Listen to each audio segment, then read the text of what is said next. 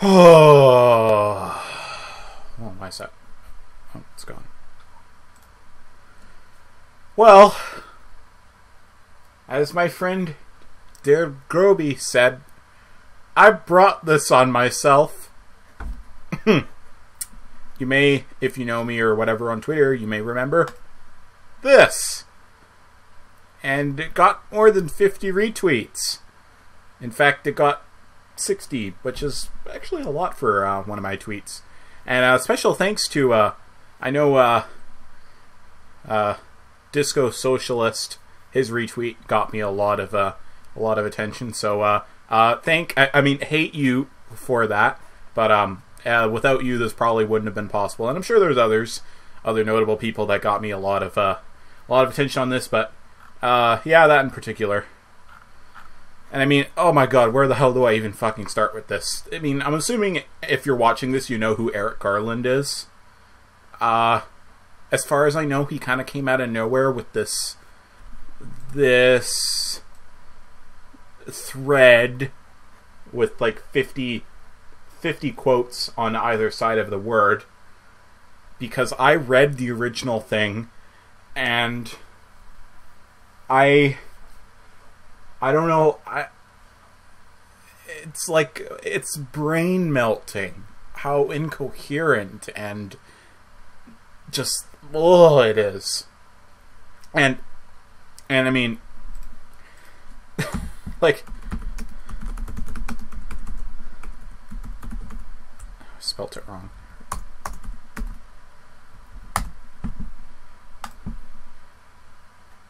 It got this kind of attention.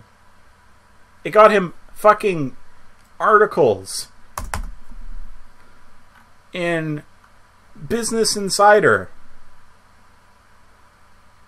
Eric Garland went to sleep on December 10th with 5,000 Twitter followers. When he woke up the next day, he had 30,000. Fucking hell. Oh, piss off. Oh, fuck, whatever. I use an ad blocker. I don't care. It's because my internet sucks, and ads make my internet unbearable. So, whatever. Fuck it. But, like, oh my god.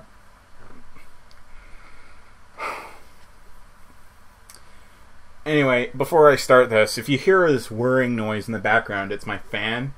Because it's currently, like, the middle of summer in Victoria, and it is hot. I'm trying to highlight that, but I can't. It's pretty hot for, I mean, for Canada, this is like, I'm gonna stand outside and melt into a puddle hot. And for those of you who use an inferior temperature, but bam, that's what it's like there. So it's pretty freaking hot, and if I have this fan off for more than a few minutes, my brain starts to melt, and I need that in order to be able to read this. But thankfully, I've also got plenty of water here. Because God knows I'm going to need some of that to wash this down. Well, no sense delaying it anymore. Let's get on with this. Forward bracket. Thread all caps. Close bracket. I am now hearing this meme that says Obama, Clinton, et al. Are doing nothing. Just gave up. Guys, it's time for some game theory. Actor analysis. The Russians enter the game with a broad objective, flexible tactics, and several acceptable outcomes. Russian interests have been, for many years now, the subversion of Western institutions, principally NATO, but any will do. This subversion can take many forms, driving wedges between US Commonwealth Euro Intel cooperation, break up NATO, create chaos. This game has been developing for many years, is asymmetrical, and much cheaper than building a decent aircraft carrier. Now, speaking of which, wouldn't that recent aircraft carrier they built have, like, Hang on, how much did that cost? I need to figure this out.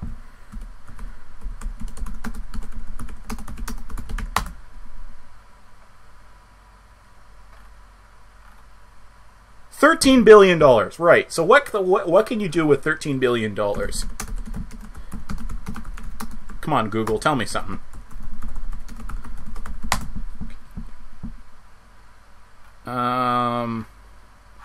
Well, I don't know. $13 billion is like... Isn't that basically just all of the social programs and whatnot that the Trump budget cut out? Yeah, whatever. Anyway, that's enough. Plus, the Russians king rule at covert shit.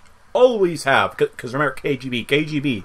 Ask a cold warrior. Remember, the Russians are still communist, and it's still the Soviet Union, no matter how many times they say Russia, okay? Just remember that. That's how these people operate.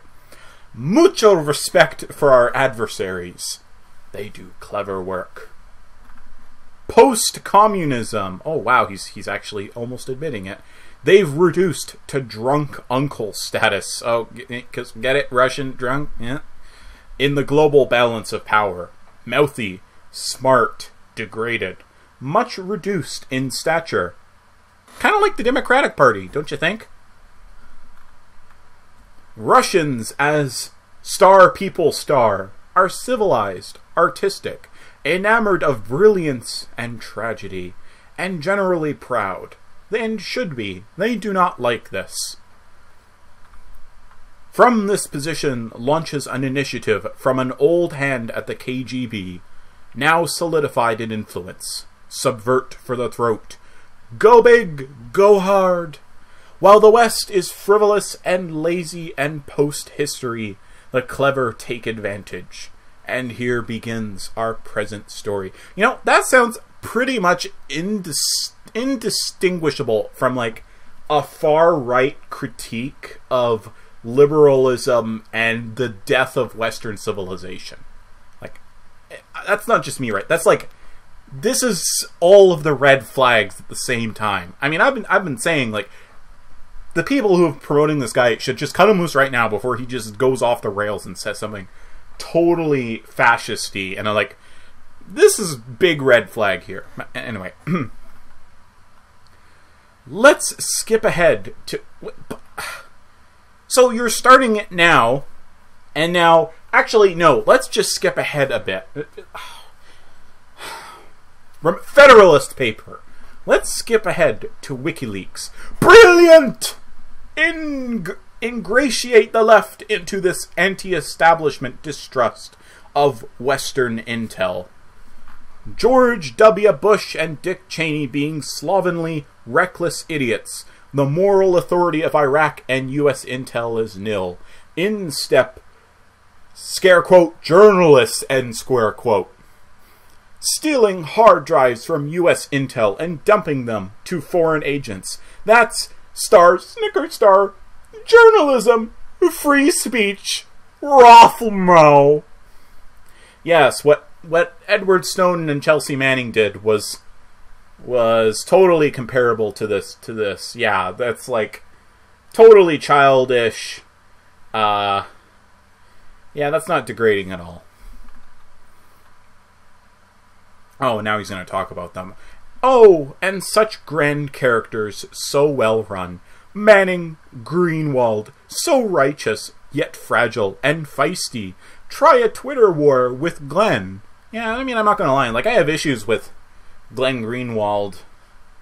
But, I mean, no, not really as much as I have with most Western, like, Democratic or liberal pundits. I mean, he's the same flavor, whatever. That's a tangent. Oh, you Philistine, you just hate journalism.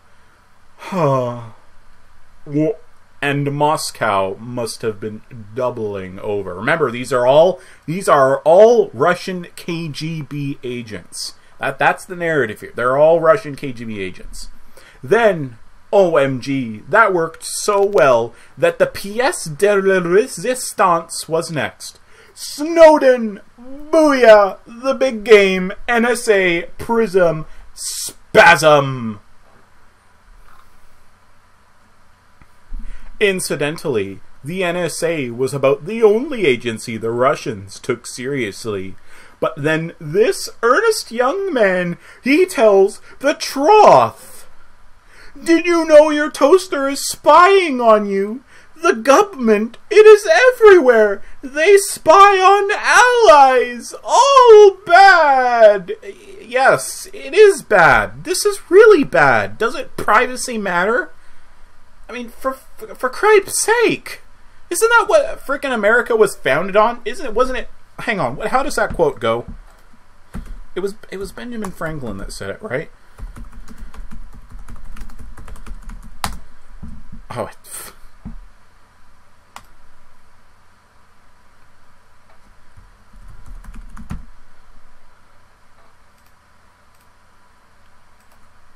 damn it. Damn it, mouse. Yeah, those who would give up essential liberty to purchase a little temporary safety deserve neither liberty nor safety.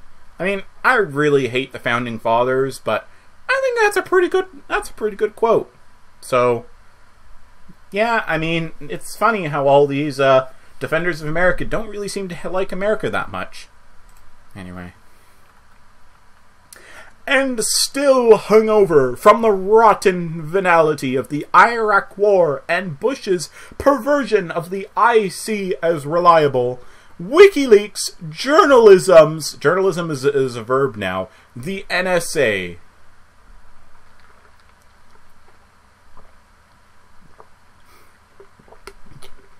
Sorry, just taking a break to have something to drink. Don't you call it something else? Hard drives from the NSA is journalism! Even when you take the files to Brazil. Honest? Ask Glenn. And then, automagically, our man Ed ends up, what's this now? In Russia? Well, aren't they such welcoming folks? How nice. You do know that Russia was not where Edward Snowden wanted to go. I think he wanted to go to Ecuador? Hang on. Oh, damn it. Wait, why am I on Yahoo now? Yeah, he originally wanted to go to Ecuador, but wasn't it America that was like, American forces were like gonna ground his plane if he did so? So yeah, I mean, like, he was originally in Hong Kong, I believe. And I mean, what was the point? I mean, you created this situation. You screwed yourself. Edward Snowden did not screw you. You screwed yourself. God. Hang on, I just want to see if... Okay, so I am still on Google. Okay. Langley and Fort Meade run out of bourbon in about 3 hours. And every intel guy in Russia is drunk. Remember, Russians are always drunk. Dancing on the desks and laughing. And the left! Holy king adorable Batman! Honey swaqui mal you pence! How dare you suggest untoward Russian involvement? Journalisms! U.S. intel snorts all of the Robitussin in the DCMDVA area. Putin calls Snowden a weird guy. Lols. Moving on to the current chapter. Meanwhile, at the Fox Nation forums... Oh, God. Hold on.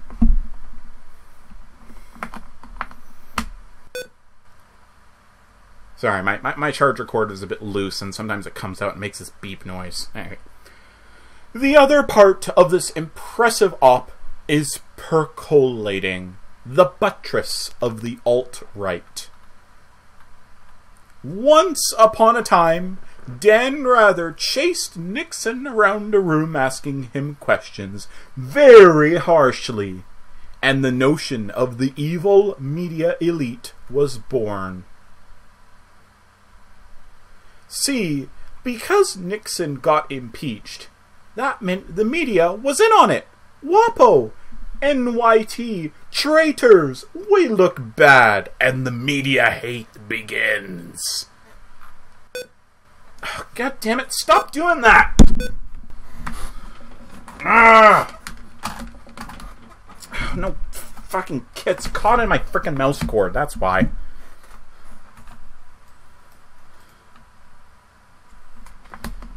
Oh, fuck it, I'll just leave it like that.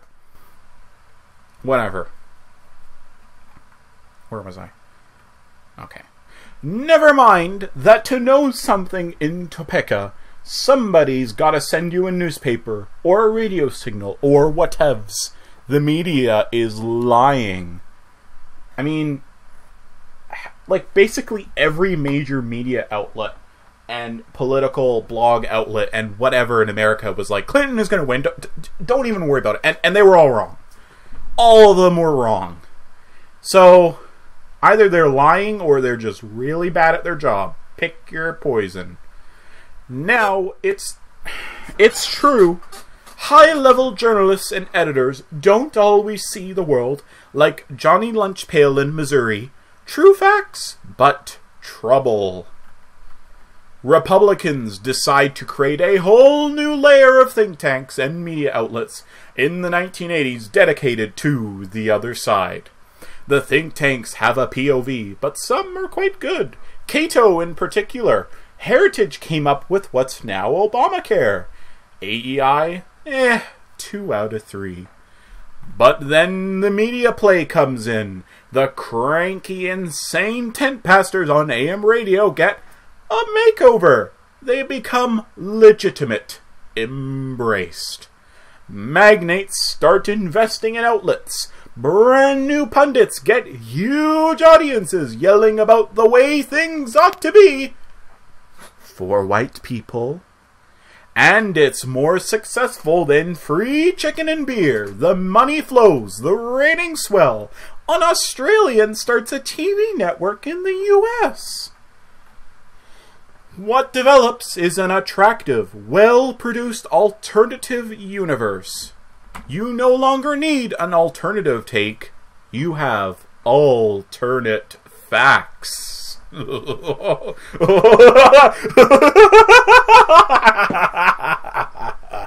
Al Gore mutters and bores his way out of a presidency in a race against a guy who spoke English like he learned it from Rosetta Stone. Oh, well that's just unnecessarily cruel. Learning languages is hard, man. And English is legitimately a hard language to learn. Not excusing any of what is actual like faux orgasms, but like just I thought these people are supposed to be like allies or whatever, but God, that just seems cruel. And now, the stage is set for a metastasis of batshit nunnery, jingoism, and irrational autocratic fervor. A party becomes a cult. September 11th, 2001 occurs. A bunch of guys are in DC who couldn't wait to go to Iraq, and the right-wing media is shiny and tuned up. We go kick a bunch of barbarian ass in Afghanistan. There's that being unnecessarily cruel again. As well we should have. They were beating women and destroying Buddhas. I wonder if he realizes that the only reason like the Taliban became a thing in Afghanistan is because Americans were funding the Mujahideen. Like, do any of these people realize that they literally create their own problems? Or does that just not matter? I bet it just doesn't matter to them. But then, the Axis of Evil speech. Oh, right, yeah, the Axis of Evil, claiming 3 countries promote and sponsor terrorism, despite none of them being associated with them. And all the analysts in DC I know collectively go, "Oh, fuck. They're not serious, are they?" Bill Clinton spent most of his years pounding the living snot out of Hussein. Dude built anything funny looking. In came the rockets.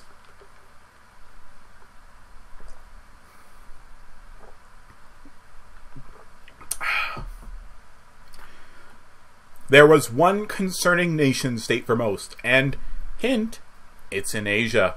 The other threat was non-state actors, which played out. And now, they're going to Iraq with bullshit intel. God damn it, this is going to suck, said smart people. And there's the entire right-wing think tank and media machine blaring, careening, gloating from the government itself and from every outlet. How dare you be skeptical? We have agencies, intel, it's secret. Do you want more planes in your nostrils, up your butts? Be patriotic! And goddamn did those media outlets sell a lot of ads for trucks, painkillers, pharmaceuticals, and financial services.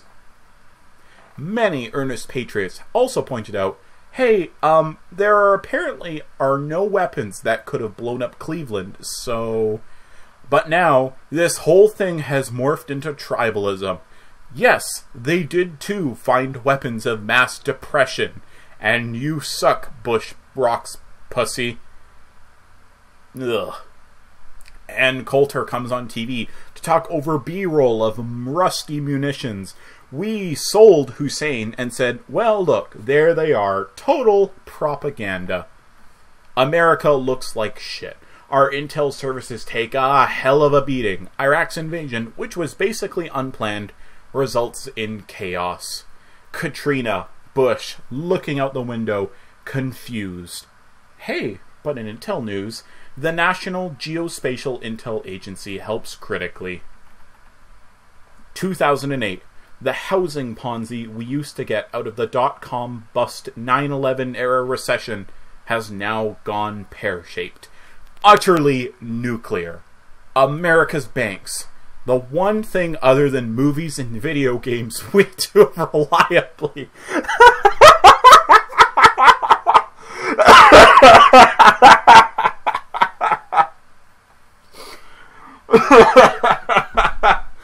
Oh, I can't even finish reading that with a straight face.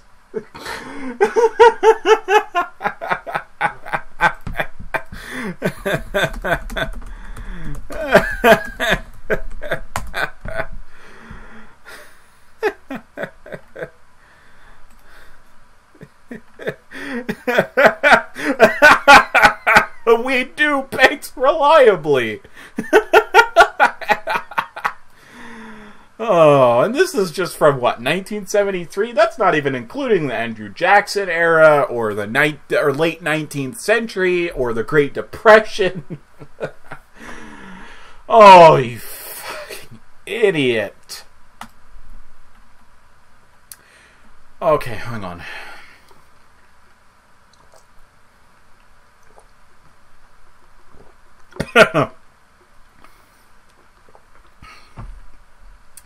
We then elect a cappuccino-colored president.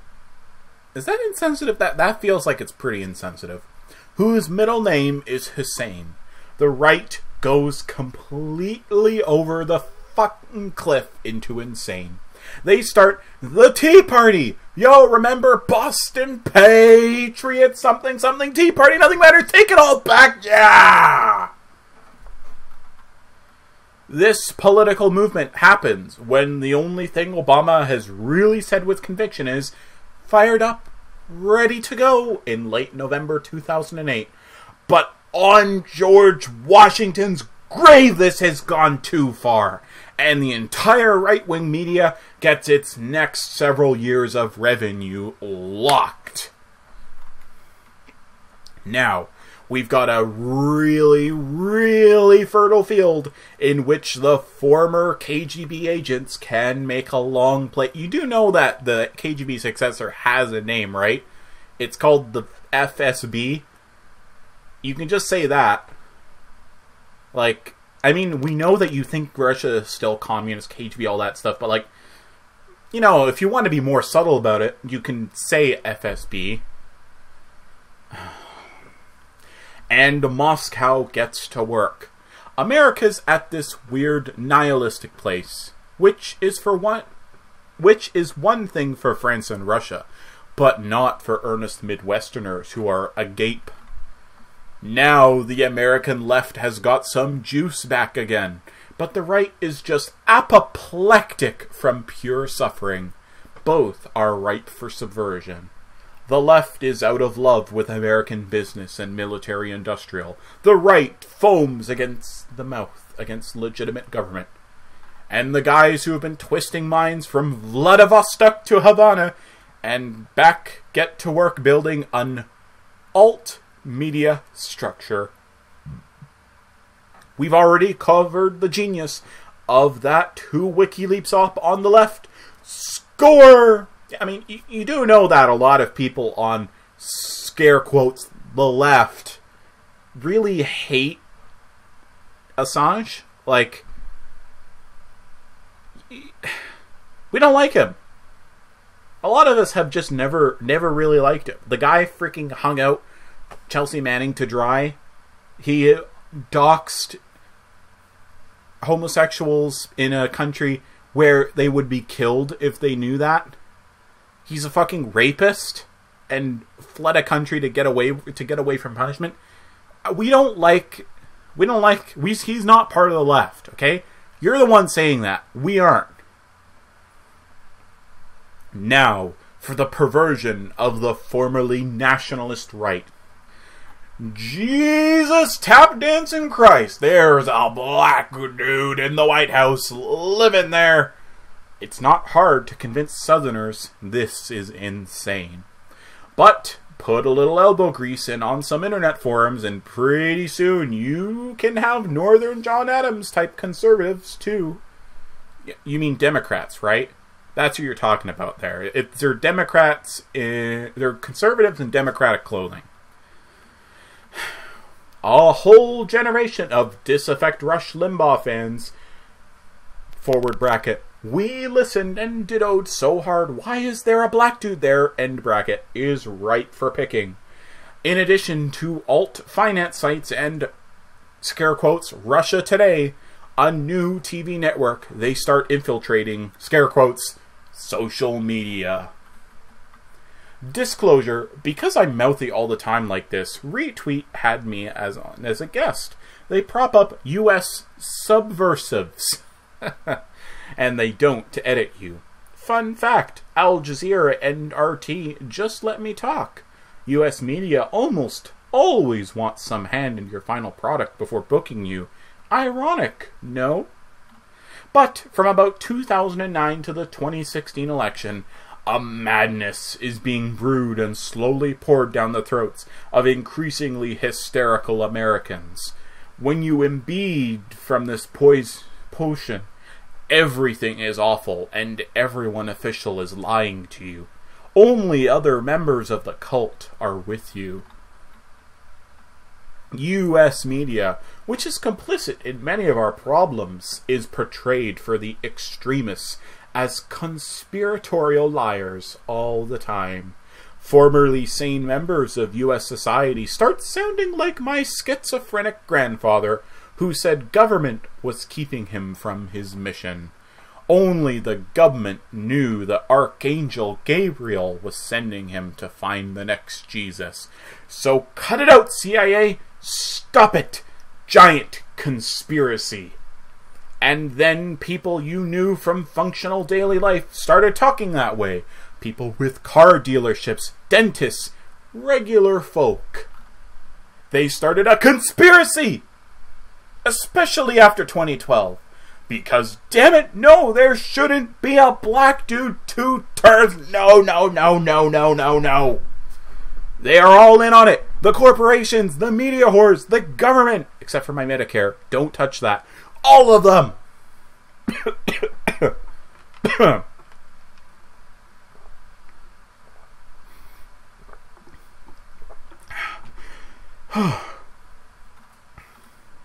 A cabal called the Pentaveret, the Queen, the Pope, the Gettys, the Rothschilds, and Colonel Sanders before he went tits up. I'm assuming that's referring to Bernie Sanders, or as he calls him, Bernard Sanders all the time for some reason. He is not a son of Vermont because he disagrees with me, and he's actually trying to protect Obama's legacy. If you haven't unfollowed by now, you're nuts. Thank you for indulging my "So I Married an Axe Murderer" reference. Moving on. The conspiratorial fervor at about 1:08. We begin the 2016 election against everything holy in 2015. The Republicans debate over 712 times, discussing topics such as who hated Obamacare more and who had a large penis. Jesus, that happened. You know what? I'll let you have that. That was just... what the fuck happened there? That was a real thing that happened on TV. So I'll let you have that one. The Democrats all debate who's going to get out of Hillary's way first, except for Vermont's own Bernie Sanders, who gets popular. I'm from Vermont and have known Bernie forever, so I'm very surprised. But everyone kinda likes it. Hillary wins anyhow. And now the target for electoral mischief is enormous. Hillary is the most known quantity in America with a huge backstory. Creating a conspiracy narrative around the Clintons is like creating a Southern narrative around NASCAR and grits. Now, with Trump as the non-conformist, not like all the other rotten conspiratorial assholes, Paragon, the Russians go into overdrive. The Russians didn't create Trump. Only New York City and American gullibility could have done that. But they've got a sweetheart outcome. Trump, a moron, is probably unlikely to take the whole enchilada. Ha ha! But that's perfect. If he gets close enough, he can cry unfair forever. Amazing scenario for Russia. Instead of RT, they get an institutional nihilist chowderhead with American credentials. They butter him up. Hell, to hear many tell of it, they have compromat. Compromat. What the? Hang on, I'm going to look that up. Huh, okay. But anyhow, they invest in his stuff. He was there in 2013. They have a lever. If, on the off chance, Trump actually, and who could guess this, except for Bernie Sanders and Keith Ellison and every American media outlet that didn't have their head so up their ass they became a Klein bottle, wins, then, wow, they've got quite an opening. Either way, on the run-up to November 2016, Russian involvement was as subtle as a fart in a spacesuit. Scroll down my timeline for details. The USIC had its hair on fire. This situation was incredibly dangerous. A paranoid US faction backing a rogue with ties to Russia. Okay, Jesus, at long last, back to my initial presence. Why didn't Obama and Clinton do something? Jesus, what can you do? So,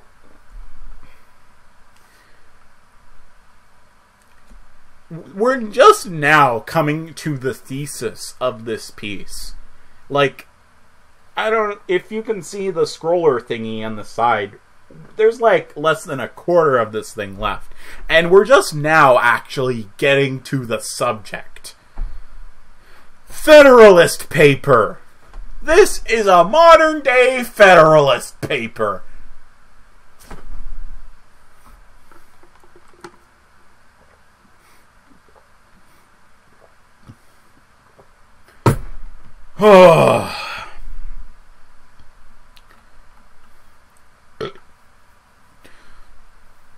You come out and have the CIA enter the goddamn race for Clinton.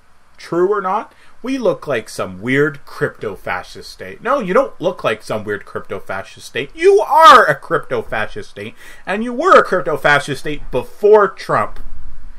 Okay, you let the Ruskies laugh and taunt and infiltrate Facebook with majillions of propaganda tales for idiots. Just let them run around. Do you come out the day after this totally weird-smelling abomination of an election with all its technical difficulties? Do you tell America the day after the election that Russia spearheaded all of our think tanks in brazen fashion? Hillary, for her part, gives a brief and all too calm speech and goes hiking. Probably the best move on the board. You know, except for everyone who was, like, depending on her to do stuff to win. Because, like, LGBTQ people, queer, trans people, color, don't want to see their rights eroded if Trump wins, or even if Hillary wins and decides to, you know, pander to conservatives instead of, you know, representing who people said she was representing. But, you know, you're the political expert here. I'm just some shithead Canadian guy.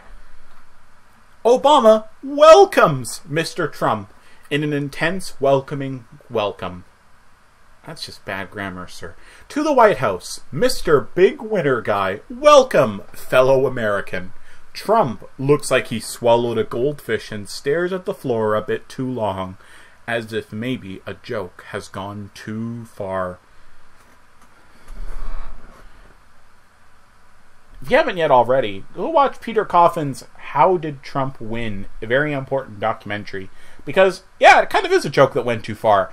And it went that way because of the marketplace of ideas. So, you know what? Plug for Peter Coffin. Go check that video out. If I remember, I'll put a link to it in the description or something. In the next month, a small band of propagandists run in a circle and try to look like they're forming a government. It's ungainly. And now, it's December 11th. Trump says he don't need no stinking intel agency. Russia blames Ukraine. Lols. A lot of Republicans stare into the middle distance, except for McCain and Graham, who are not having this shit. I salute you, gentlemen. No, fuck them. Especially fuck McCain. Fuck him. To frickin' hell.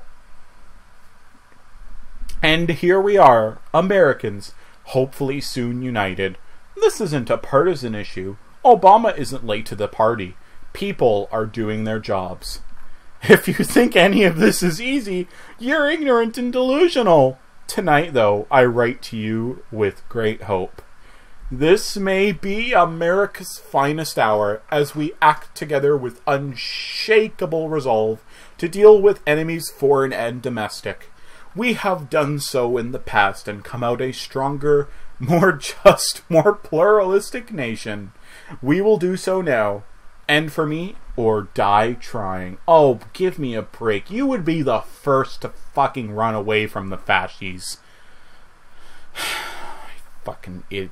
Fucking liar. America is the steward of a genius system entrusted to flawed stewards whose descendants seem to act on the right side of history. So, Nicaragua, Guatemala, Cuba, Chile, what's happening now in Venezuela, Argentina, Brazil, Vietnam, North Korea. All that shit was the right side of history. Sure, okay, fine, roll with it. This system is not rotten, not beyond repair, not exiled from the future.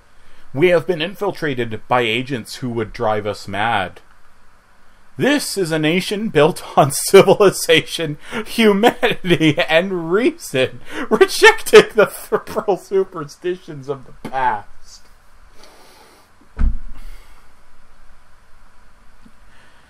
No, super no, and God no. None of that is freaking true. None of that.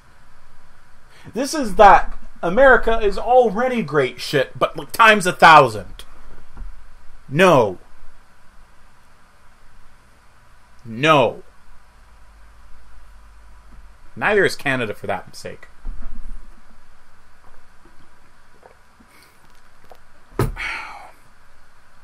We are at present in a place of danger where some of our fellow citizens have forgotten our most cherished values. We've been here before. America, reluctantly but dutifully, recognizes its internal contradictions and failings. Slavery, racism, internment, classism.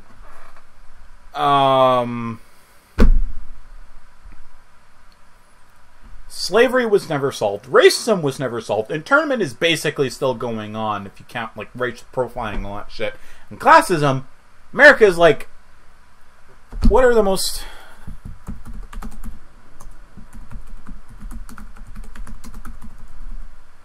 Go away.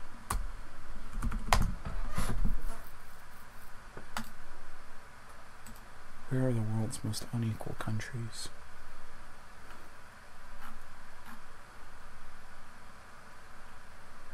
Oh, okay, so it's not in the top 5. Or it's not in the bottom or top 5. Okay, so... But America, yeah, is hardly a class equal or classism-free place. So... America, reluctantly but dutifully, recognizes its contradictions. Maybe some people did, but none of them were fixed. The genius documents that gave rise to noble American sentiments were themselves authored by those who failed them.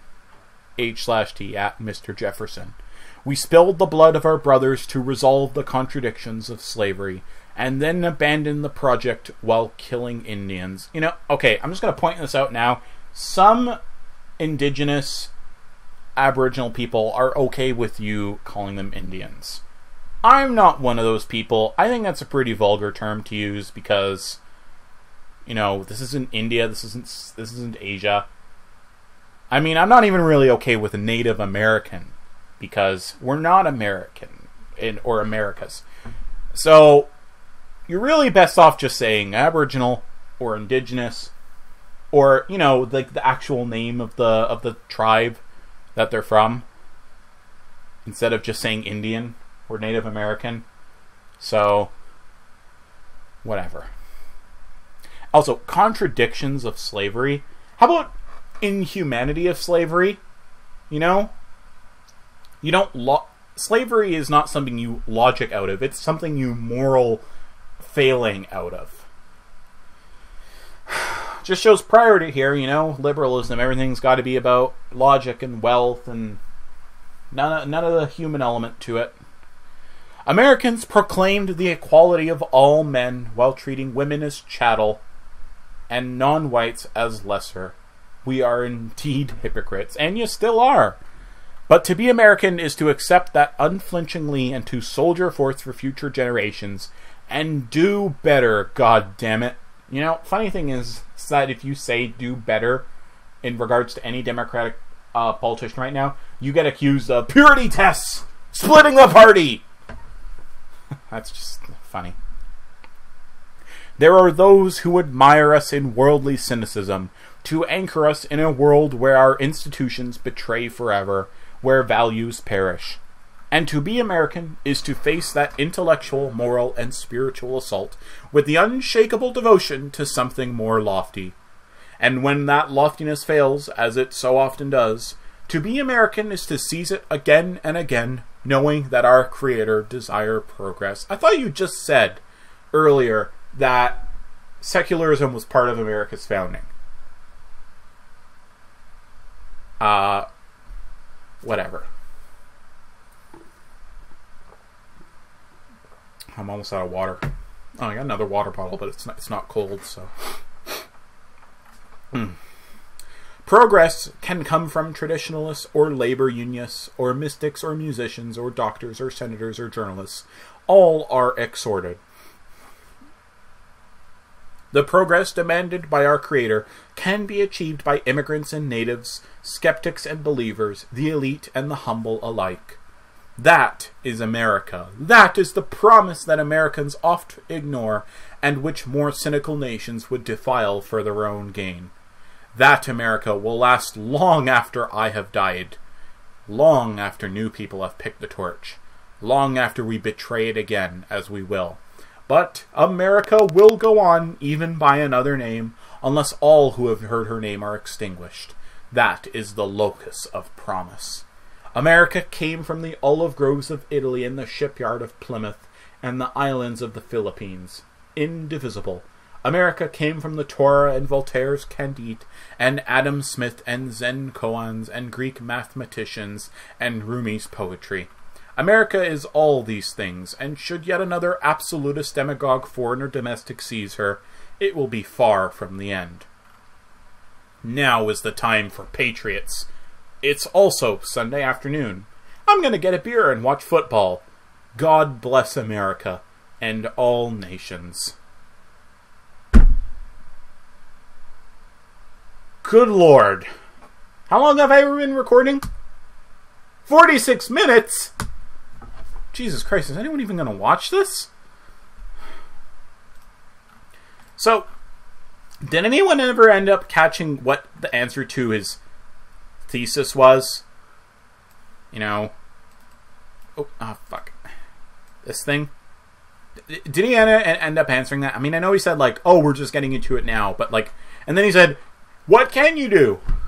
And then just spouted a bunch of nationalist rhetoric. Jesus.